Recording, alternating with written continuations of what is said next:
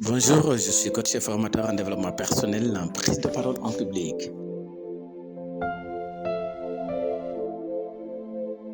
Je suis très heureux de vous rencontrer à travers cette vidéo. Aujourd'hui, mon enseignement est intitulé « 3 éléments qui montrent que vous êtes un mauvais orateur ». 3 éléments qui montrent que vous êtes un mauvais orateur. Il est important toujours de s'intéresser à la communication. Parce qu'autant que nous sommes appelés à prendre la parole en public. La communication, c'est une compétence que tout un chacun de nous doit chercher à maîtriser. Pourquoi? Parce que beaucoup ont raté des opportunités. Il y a certaines qui devaient saisir une opportunité juste avoir une capacité de bien communiquer. Il a raté l'opportunité. Il y a quelqu'un, au lieu de prendre la parole, il a fui. En fuyant, il était en train de fuir une opportunité. Et par contre, il y a certaines personnes qui savent saisir des opportunités, qui savent réussir leur entretien d'embauche, qui savent attirer le travail juste parce qu'ils sont de bons communicants. Donc, il te faut s'intéresser à la communication. Plus particulièrement si tu veux être influent, être un bon orateur, écouter avec joie. Tu veux être acclamé, tu veux être respecté, honoré, sois un bon orateur. Je te révèle aujourd'hui 3 éléments qui révèlent que vous êtes un mauvais orateur. Avant de vous révéler ces 3 éléments, je voudrais vous solliciter, vous demander juste un service. Juste de prendre 1 seconde de votre temps et de vous abonner à notre chaîne YouTube. Deuxièmement, de cliquer sur j'aime. Merci de le faire parce qu'en le faisant, vous nous encouragez à continuer le travail et deuxièmement, vous nous aidez à s'approcher de notre objectif. Merci et que Dieu vous bénisse. Quels sont les 3 éléments qui révèlent que tu es un mauvais orateur? Premier élément, c'est que tu coupes souvent les gens. Ton interlocuteur prend la parole, il n'a pas encore terminé, tu le coupes la parole. Ce n'est pas de tout bien. Ça révèle que vous êtes immature, vous êtes un mauvais orateur.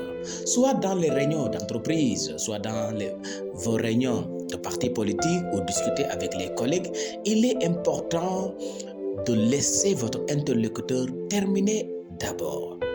En le faisant, vous montrez non seulement que vous êtes un bon orateur qui a la capacité de rester serein, d'écouter avec respect, d'écouter intelligemment, parce que quand on n'écoute pas de façon intelligente, on ne pourra pas intervenir correctement. On ne sera pas pertinent durant notre intervention. Donc, je voudrais vous appeler à développer ce qu'on appelle l'écoute active. L'écoute active, c'est quoi? C'est être en mesure de laisser votre interlocuteur terminer sa prise de parole tout en l'écoutant attentivement. Deuxièmement, tout en ayant les yeux, votre énergie fixée sur lui. Vous ne pouvez pas dire que vous êtes en train d'écouter votre interlocuteur et vous manipulez en même temps votre téléphone. Ce n'est pas de tout bien. Vous ne pouvez pas également dire que vous écoutez votre interlocuteur et en même temps vous êtes ailleurs. Vous ne le regardez même pas. Ce n'est pas respectueux. Donc apprenez à laisser votre interlocuteur terminer sa prise de parole tout en ayant une position respectueuse.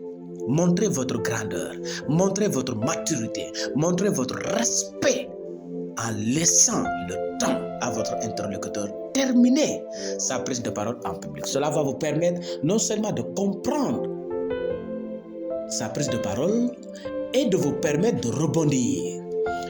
Deuxième élément qui atteste que vous êtes un mauvais orateur, c'est que vous faites toujours ce qu'on appelle hors sujet. Combien d'entre nous sont interpellés à plusieurs reprises de rester dans le sujet?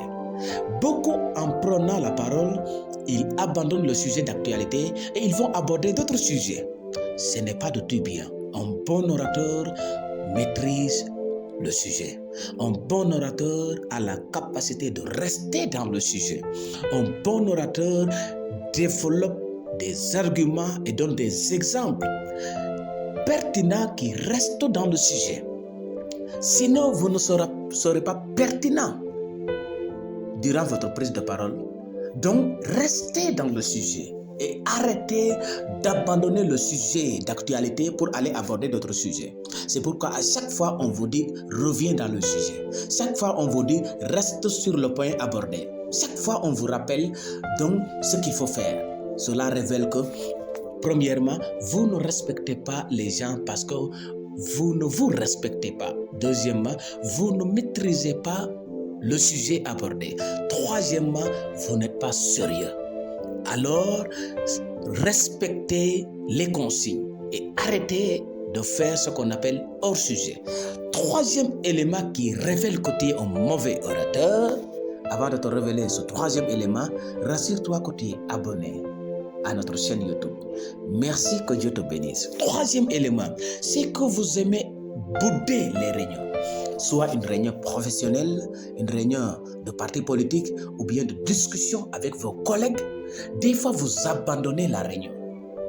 Comment abandonner la réunion? Soit vous refusez de reprendre la parole. Tout au long de la discussion, de la réunion, vous ne prenez plus la parole.